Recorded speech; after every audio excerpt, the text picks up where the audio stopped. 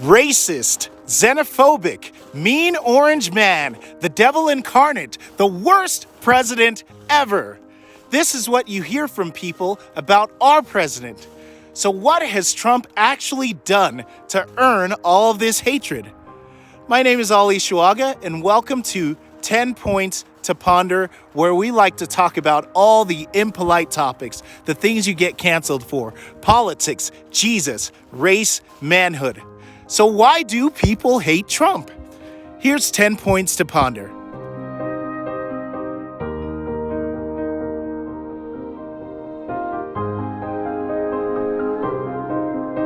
Point 1. Because he loves America. This is undeniable. It's been out of fashion for many years to voice a belief in American exceptionalism. Trump has unapologetically put American interests above global interests, pulling out of global utopian initiatives. He spent most of his term articulating just how much the United States has been taken advantage of. He has dared to say that he wants to make America great again. This slogan particularly triggers people who believe that the country has never been great. Economically, he wanted to return America to being a net exporter rather than importer.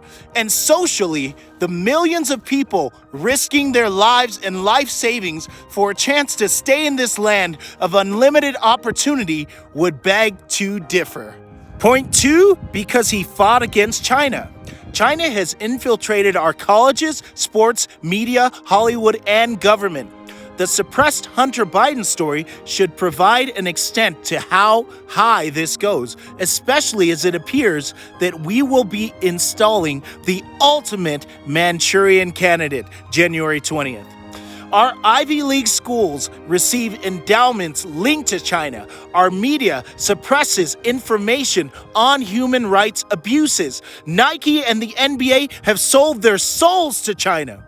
The same LeBron James, who had no problem calling the President of the United States a bum, was much more careful and measured concerning Hong Kong, saying he didn't have enough information. The silence about human rights in China should tell you exactly who is profiting from the communists. I'll speak more about China later. Point 3, because his policies worked. The economy was booming, people were opening businesses, and the middle class was expanding. All of this is very bad if you're a Marxist and your goals require chaos and civil unrest. They needed to get the bad orange man out of there. They tried the Russia probe and impeachment to no avail. As an aside, Trump got impeached for the accusation of something Biden openly bragged about doing: withholding foreign aid unless a prosecutor investigating his son got fired. After the impeachment, it was time for the Marxists to release the Kraken of COVID. Even at the expense of American lives, the revolution was necessary. Point 4, because of the fake media. Remember George W. Bush and the last year of his presidency when it was nothing more than a media hit job? He was called a buffoon, Cheney's lapdog, and even had shoes thrown at him. Remember how the stock market crashed 777 points and that was the end of the world? The media lost all credibility in 2008 when they refused to report on Obama's ties to 60s terrorist Bill Ayers and his pastor Jeremiah Wright, or who actually paid for him to go to Harvard. They learned that enough people will trust their lies that they can sway elections. Trump coined the term fake news and put a huge dent in their credibility. They couldn't forgive him for it. Point 5, because he doesn't pull any punches. When Trump was elected, I took the time to read one of his books to get a sense of his thought process. Trump doesn't believe in laying down and just getting pummeled. I'll never forget in 2012, after a very successful first debate when Mitt Romney was debating Obama on the subject of foreign policy. Obama gave Romney an opening on the Benghazi disaster and cover-up. Romney, with Obama daring him to take it, shrunk like a prune.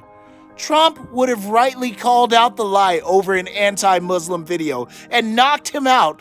When the Access Hollywood tape came out, he came and brought all of Bill Clinton's accusers. They hate Trump because he's not just gonna stand there, he fights back. Point 6, because he took away excuses. When he said he would move the embassy to Jerusalem, he did it. Build a wall? He did. Keep jobs from leaving the US? He did. We have become so accustomed to politicians making excuses for not keeping their promises that it shocks us and infuriates people that he does what he actually said he was going to do without apology. The unemployment rate under Trump fell to 3.5%, the lowest since 1969. Stiffening immigration reduced foreign competition for American jobs. This, above all, offended the Marxists because if there are jobs available for everyone who's willing to work, we don't feel sorry for the lazy people. Point 7, Trump supports law enforcement. During lockdowns, the only acceptable excuses for leaving your confinement were alcohol, marijuana, and rioting. Protesters had been told that systemic racism was their enemy. Without any actual racists to turn their anger toward, they figured, just burn everything. Systemic racism, no doubt, is somewhere in the ashes. When cowardly mayors allowed protesters to burn down police precincts, Trump stood with law enforcement, calling the anarchy for what it was. Trump expressed the sentiments of many Americans. When the looting starts, the shooting starts.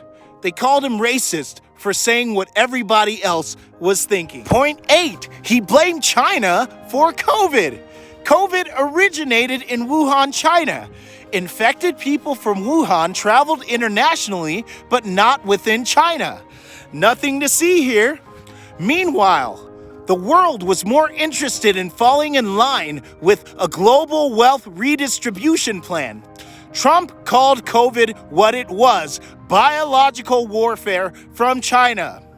And look at what COVID has wrought. 1, killed U.S. citizens. 2, weakened the economy. 3, ignited civil unrest. We could go on and on. There are about 100 points to ponder on that topic. Only because the media is paid by China are we not asking the obvious questions. Who created it? And why was it unleashed in an election year? Ponder that. Point 9. Trump didn't start wars. Another of the promises kept was to begin no new foreign entanglements.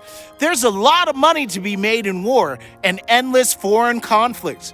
Military contractors peddle influence and weapons to move troops all around while enriching themselves in foreign and domestic money. When wars begin, Congress allocates billions and trillions of dollars with very little accountability.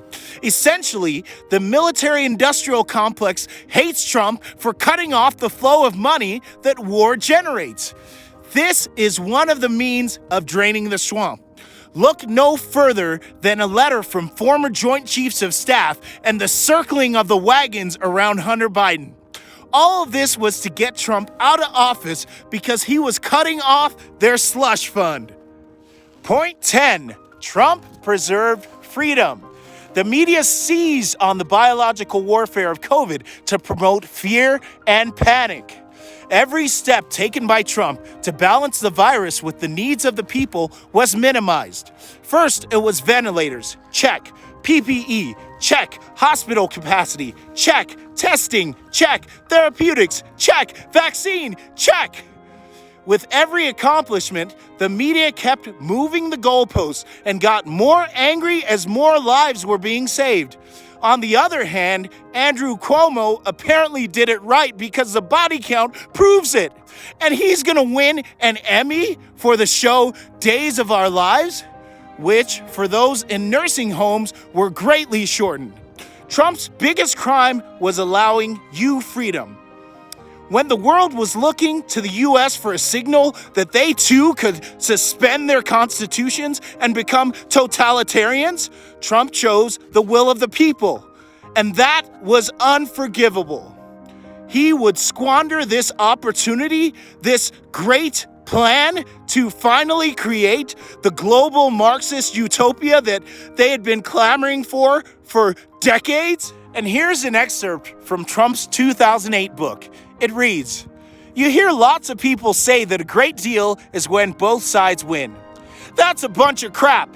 In a great deal, you win, not the other side. You crush the opponent and come away with something better for yourself." Now that's someone you want fighting for America, and in my opinion, the greatest president that I can remember. What do you think? Make sure you like, comment, subscribe, and share this video. This has been 10 Points to Ponder.